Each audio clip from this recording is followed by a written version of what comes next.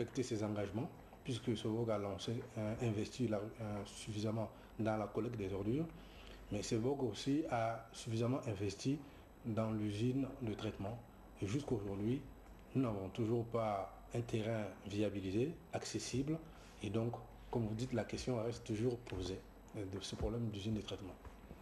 Les squatteurs refusent de libérer les lieux. Nous, ici à Pointe-Claire, nous ne sommes pas prêts pour quitter le quartier Pointe-Claire. Nous ne plus encore fuir notre site. Nous avons tapé le poste de la table, que aucun engin de Sovog rentre sur le site, ils ne sont pas partis. Voilà qui doit amener l'État à juger dans l'urgence, car avec l'arrivée de la Coupe d'Afrique des Nations de football, les populations devraient produire 3 fois plus de tonnes d'ordures ménagères jour.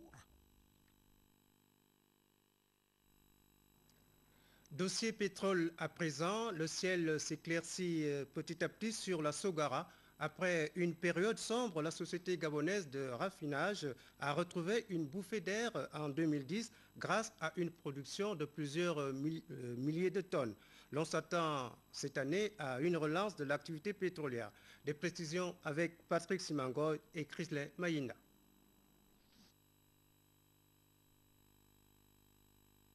Chaque année, c'est dans cette période que sont faits les bilans pour apprécier le chemin parcouru.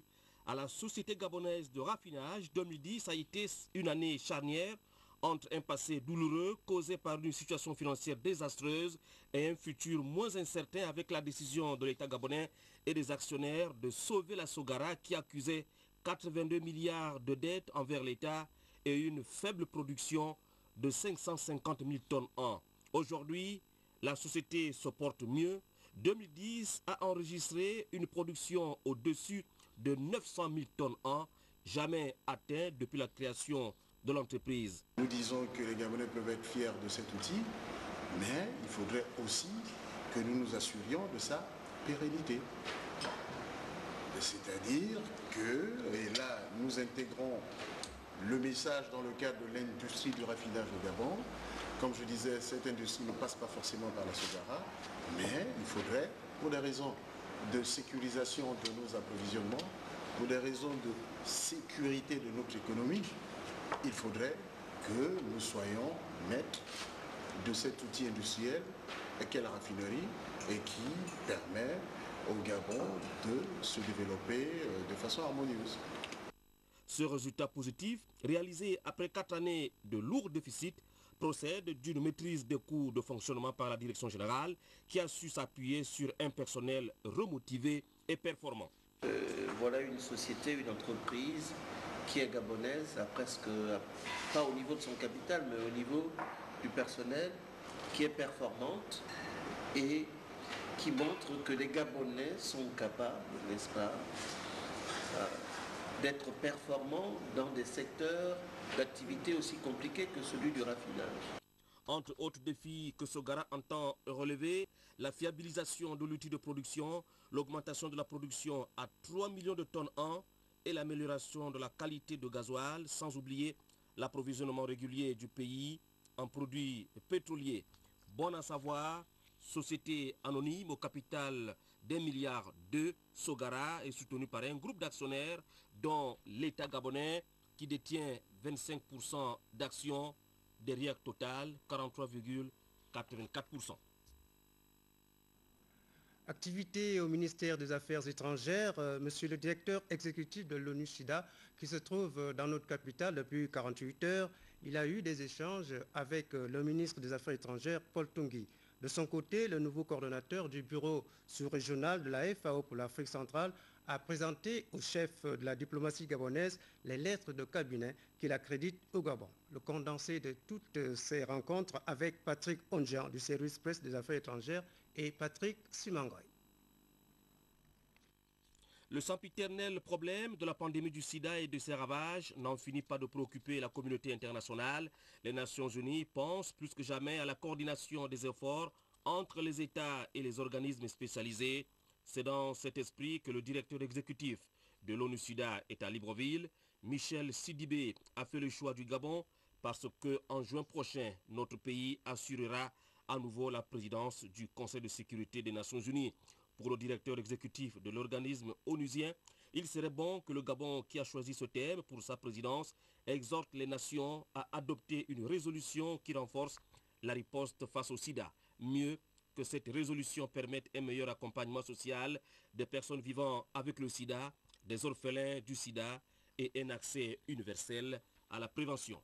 Aujourd'hui, ce qui m'a surtout impressionné, c'est l'engagement bien sûr du gouvernement gabonais dans la personne du ministre des Affaires étrangères qui, bien sûr, quelque part faisait écho de l'engagement du président de la République pour faire en sorte que cette question du sida ne soit pas une question marginale au niveau continental. On a quand même 10 millions de personnes qui attendent le médicament, qui sont sans médicaments. On a 400 000 enfants qui naissent chaque année avec le sida en Afrique, quand on sait que cela ne se produit plus ailleurs dans le monde. Donc, contribuer, aller au Conseil de sécurité, essayer de faire en sorte que le Gabon ramène ce débat-là au niveau continental, pour moi, plus que le signe d'un engagement du pays, mais c'est plutôt un engagement pour le continent africain.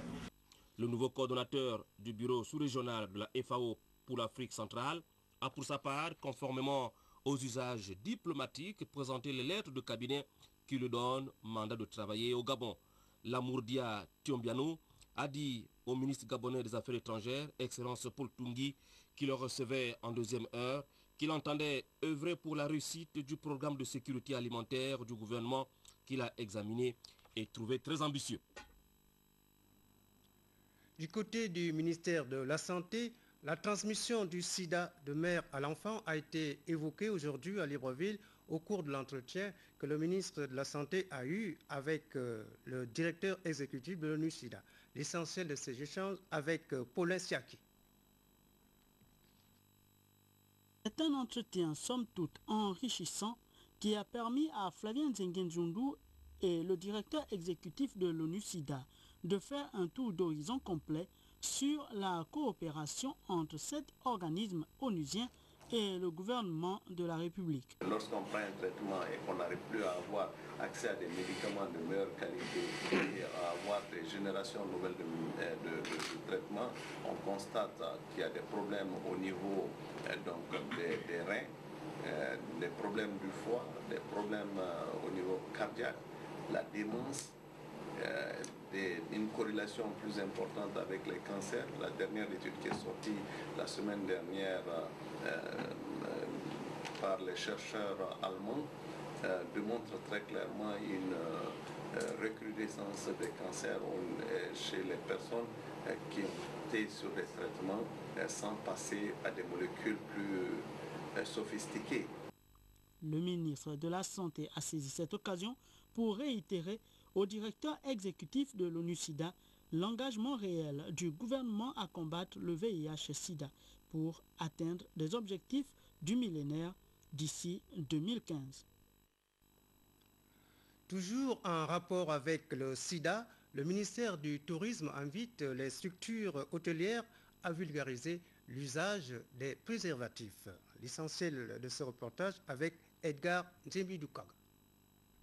Avec une baisse relative du taux de prévalence, environ 2,7% selon les dernières statistiques, le noble combat de l'illustre première dame Edith Lucie Bongo Ondimba en appui à l'énergique politique du gouvernement peut désormais s'étendre à d'autres fronts tels le milieu hôtelier, pointé par le décret 1308/PR du 28 décembre 2007 et qui dispose dans son article 2 qu'il est fait obligation sur toute l'étendue du territoire national aux hôteliers, aubergistes et exploitants de tous ordres et de tous les autres lieux destinés à accueillir les clients de mettre en permanence des préservatifs de qualité à la disposition de leur clientèle.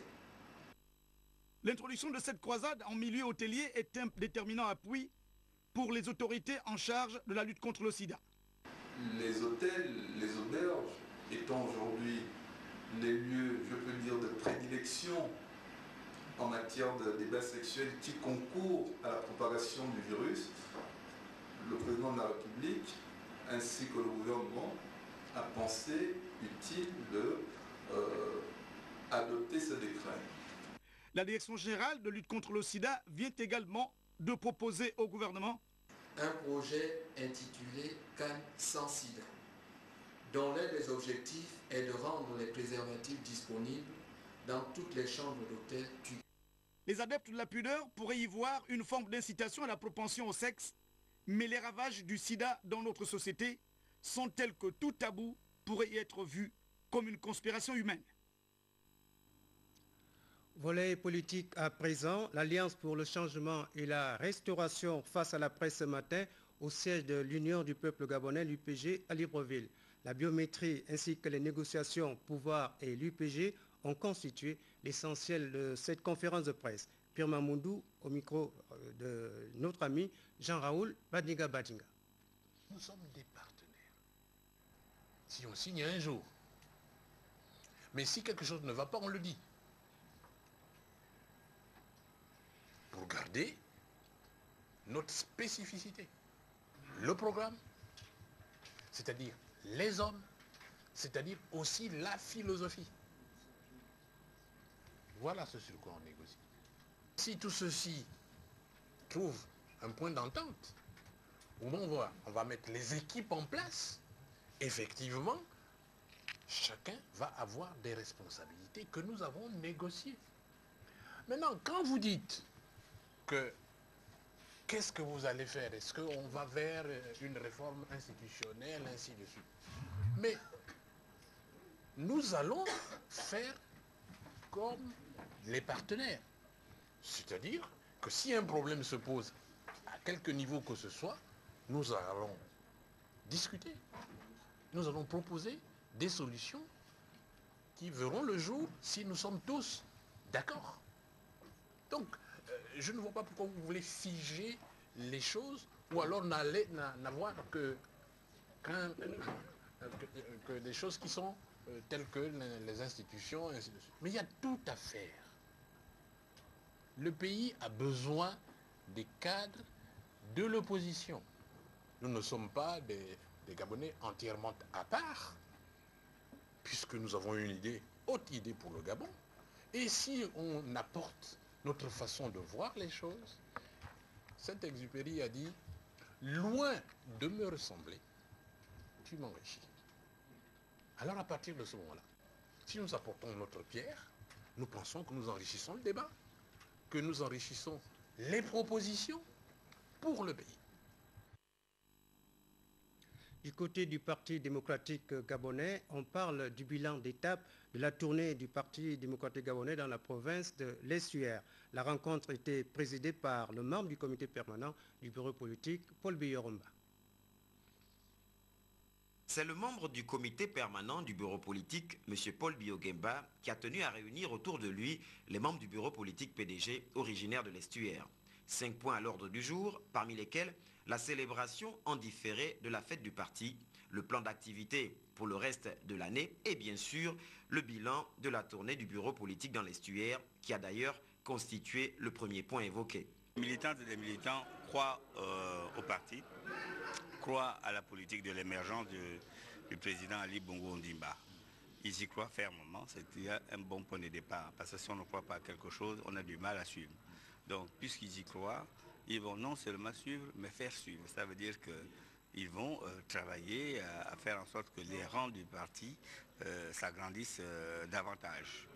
La réunion aura été une fois encore l'occasion pour Paul Biyogemba de laisser tout un chacun s'exprimer librement afin de combler les lacunes d'une part et d'autre part de raffermir les atouts. Le membre du comité permanent ne s'en cache pas, il veut ratisser large pour une victoire sans appel en 2016.